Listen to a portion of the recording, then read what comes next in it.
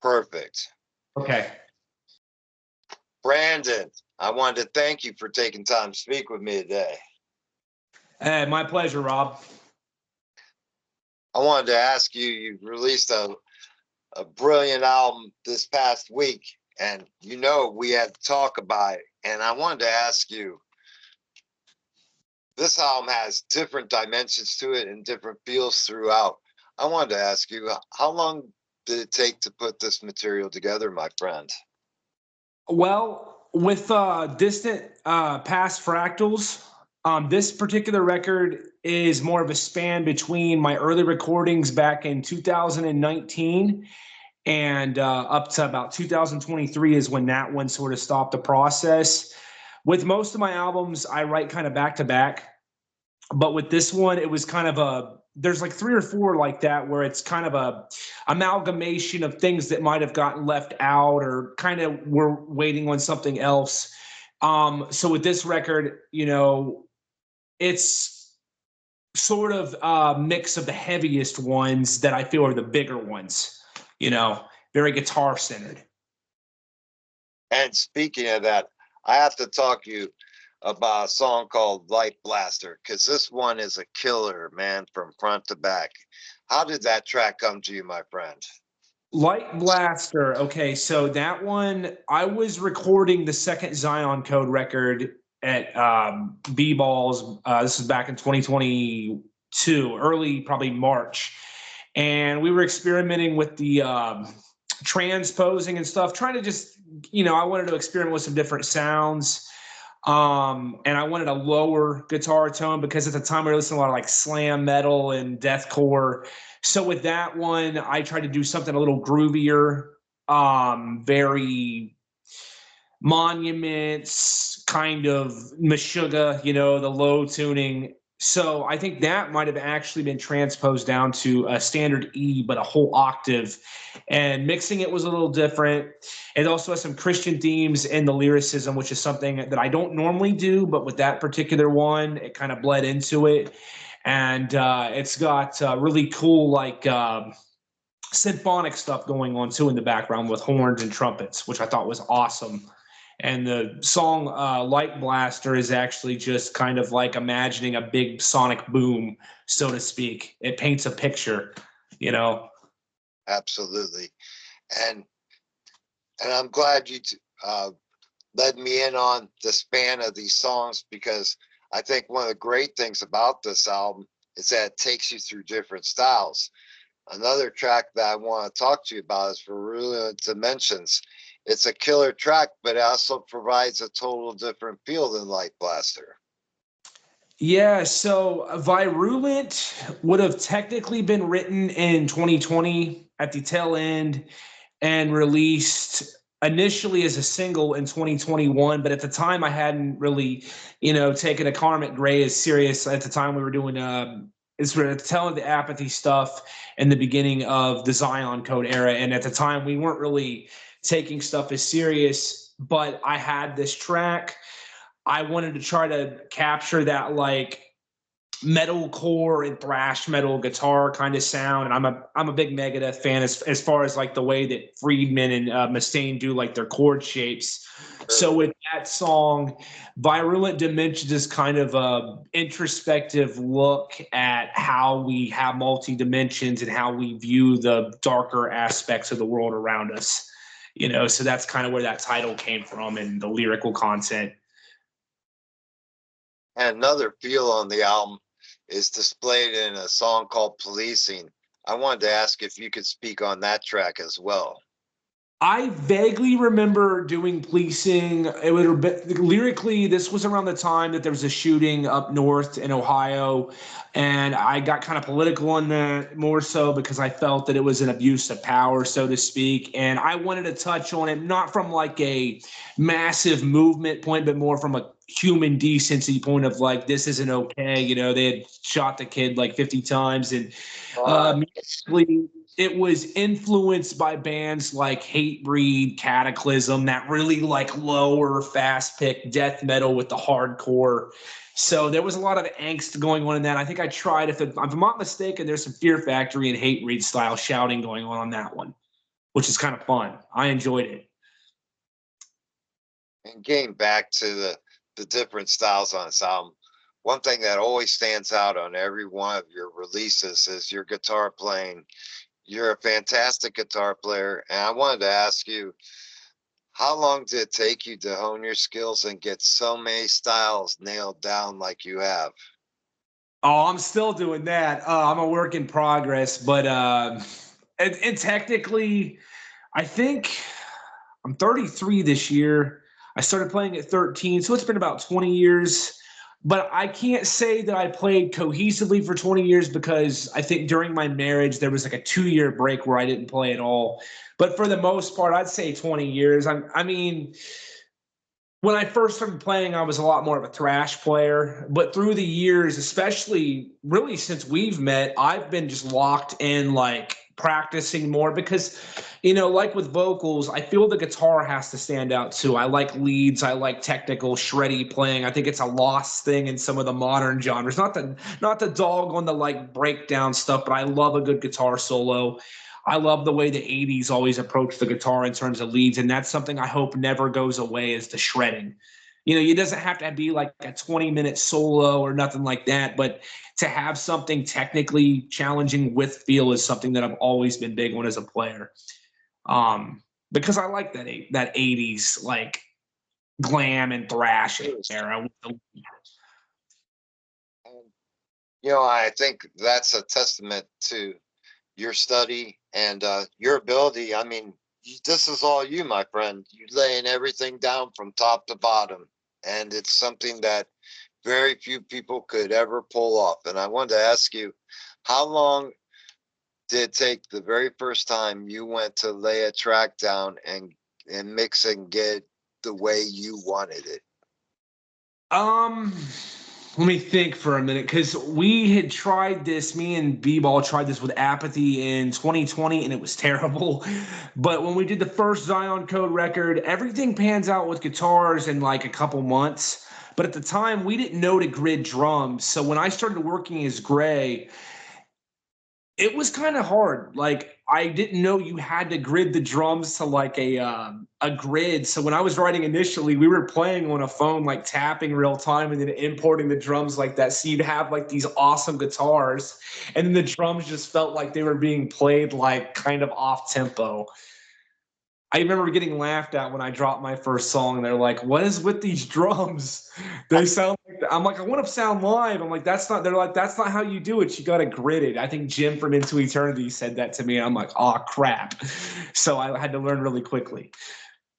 And I think it definitely shows off. I mean, you listen to this album and you listen to its predecessors, you're hearing a $10,000 job done by yourself in your own space, and that's something that is not something a normal person can do, my friend. That does, honestly, that's humbling. I think it's because I sit and just listen and listen and listen. Even bands I've experimented with grunge, hip hop, so I'll sit there and listen for frequencies. My ears almost trained for it after a while. But I started mixing heavily when Code did the second record in 2022. So it's been about 3 years of intensely, other than a few breaks here and there. Um, it's been 3 years of intensely just training this and learning different techniques, mixing in mono, trying different tones. I know me and my bassist, who's back there, we would argue. He would say the tone comes from the amp, and that's partially true because that's where you get your distortion. But a lot of your tone, whatever you're using, comes from these. If you can pick right and you get that rhythm down, that's going to make a massive difference on how defined the playing is. And with the bass and the guitars, it helps to have relative pitch or perfect pitch. It doesn't mean that when I sing, I'm always on pitch, but like if you were to pull up a piano and play a key, I can tell you what key you're in without looking at it, which is kind of a strange gift to have. It's a brilliant gift to have. And, to me, your abilities remind me of back in the day when musicians would travel around from castle to castle and write music for kings, and a king would give them a specific thing. Today's a garden party for my old lady, I need you to cut a track and I need it like in the next 2 hours, and you had to deliver. And with all the releases you have, it becomes obvious that music does come to you seamlessly, and it's truly a gift, my friend. I appreciate that. It's humbling to hear that because I know you have a passion for all types of music. You know, we've spoken before, even off the record, about different genres, and you know your stuff. So when I hear that, I have to there are times I forget that I make music. You know, it's so weird because I've done so many styles, but to think about how much I put out so quickly, I don't sit there and really add it up, but when I do, it kind of drives me nuts. I'm like, how did this all happen? Because I forget that it happens that fast. For me, I just write on the fly. And speaking on that, I wanted to ask you, what's the next step for you, my friend? What can your fans look for next? More, because right now, as we speak, I've got 3 songs for the upcoming Gray record, 4 songs just in a day with my bassist from Bloodthirster. I'm not sure what that's going to be under. And then we just did an 8-minute doom metal song. So there's 8 songs just sitting there right now. 4 of which are completed with drums, 5 which have bass. The Gray ones all are done except for vocals, and we've already got it. Like me and him together have about 35 minutes of material, and in the Gray stuff, there's at least 15 minutes. So it's nonstop. I plan to do some collaborations with my buddy. I want to give a shout out to Madness One, who is a death trap artist out of Oregon. I've given him 6 beats so far. I plan to do more because we're very good friends, and he has this really cool like black and death metal vibe that he brings to his hip hop, and I'm locked in with what he's doing. I'm gonna do another Dying Appalachia release, hopefully for my buddy James. We're gonna probably do another Bloodthirster record. We've got more black metal stuff planned. I'm gonna probably plan for 2 or 3 Gray records this year, if not more, and then maybe even way more than that, depending on how creative I feel. And then me and my friend Jen are probably going to work on some music too, Jenny Ice. So there's a lot of things down the pipeline. Going through your releases, you have albums that touch on a conceptual basis, such as Gray.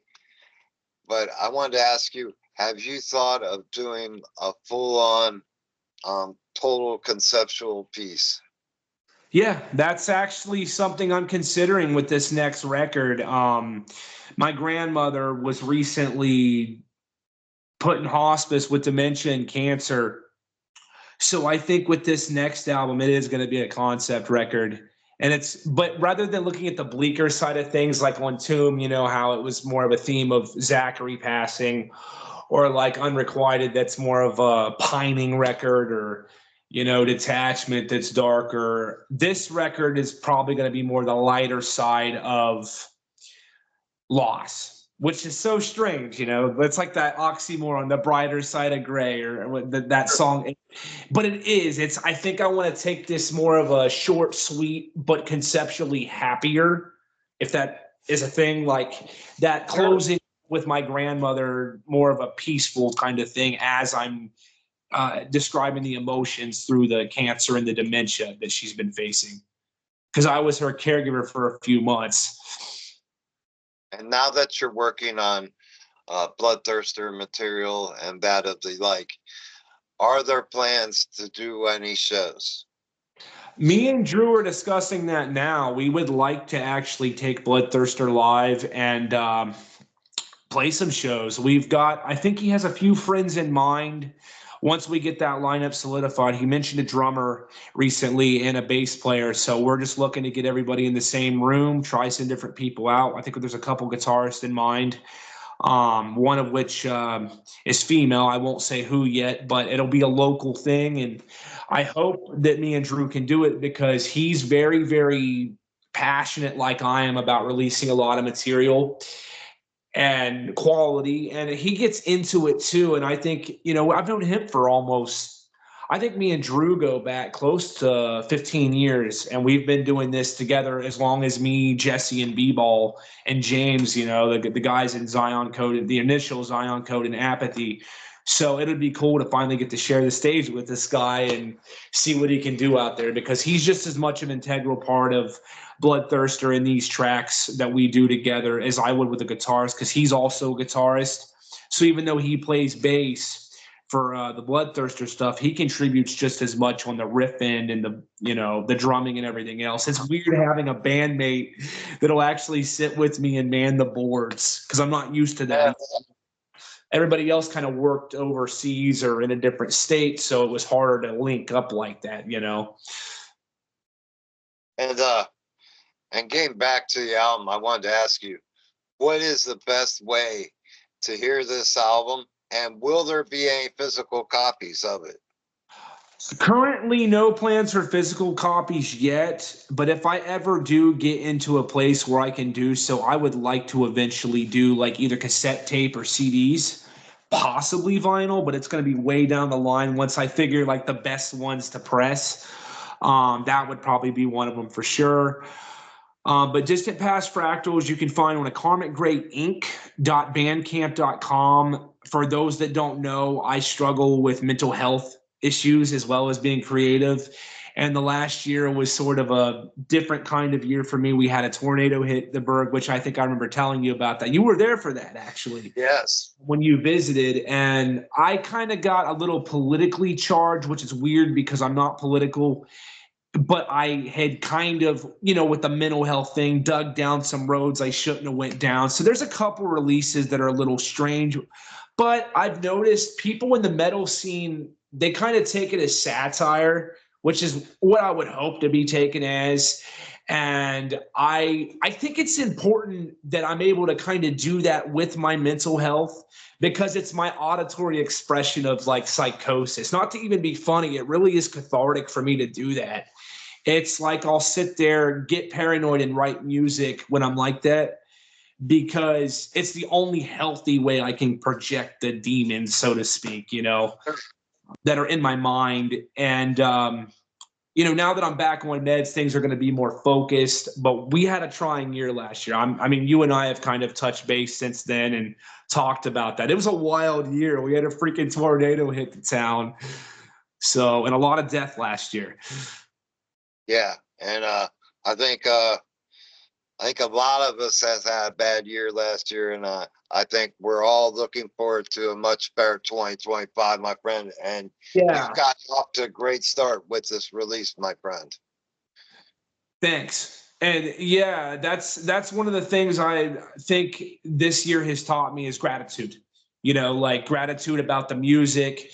Remembering it's okay to take care of this, because I hadn't taken meds like the past 2 years. So coming back to that, getting in a better environment, being here with good people like yourself, and because if you struggle, and what it's like to struggle with like the different things, depression, mental health, what have you, it's good to have a good support network and the people around that are near and dear to you, because we don't often talk about it, but this scene is a family.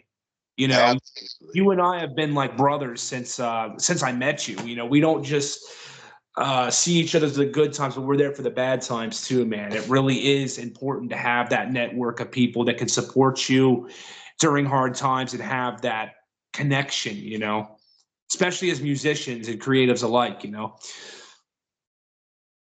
Well, I can tell you, one of the things I got from this album is that I wish I would have met you years ago to hear and see and follow and be a part of this total journey, because you have created quite an amazing catalog, my friend, and it only gets better all the time. Thanks. I really do appreciate that, man. I mean, you were kind of there from the beginning of Gray, though, man, because technically Tomb came out because I initially Gray was just a SoundCloud handle, man. I think that when me and Brittany were doing Code 4, I had recorded Broken Cleansing, didn't know that it was going to be a thing. And then right around the time you met me is when it started taking off. We did Tomb and then the Gray album, and that's really when it became a serious thing, because before it was me mainly focusing on Code and Bloodthirster and Jarmara. So I've been very fortunate, and with your support and the support of a lot of friends, I'm grateful. I never thought I'd see myself doing this many releases. So I owe it to you, really, for catapulting that with me. Well, thank you. It's been a pleasure to be a part of the journey. Like I said, your talent is undeniable, and I look forward to always the next thing for you, my friend. Lastly, I wanted to ask you, if you could give a message to your fans, what would that message be, my friend? Focus on things that make you happy in life. Life is short. Don't sweat mistakes, because we all make them. And if you can go forward, learn from them, take care of this, especially to the younger audience. Always take care of your mind and focus on things that bring you joy. Like for me and Rob here, it's music. You know, music is our passion. And try to remember that we're all human and we're all at different levels, and love and metal are like important for me. So like, and that's the most important thing, just compassion, respect, love, and giving yourself grace and gratitude for when you make mistakes, and learn from them. And don't be afraid to make mistakes, because that's what's part of the process, you know, being creative. Take a moment again to thank you, my friend, for speaking with me today. It's always a pleasure talking to you, Brandon. Always, Rob. I appreciate everything you do for this scene and for everybody that's involved, because you're like a big brother to me, man. And I mean that. So. Well, keep them coming, brother, because I can't wait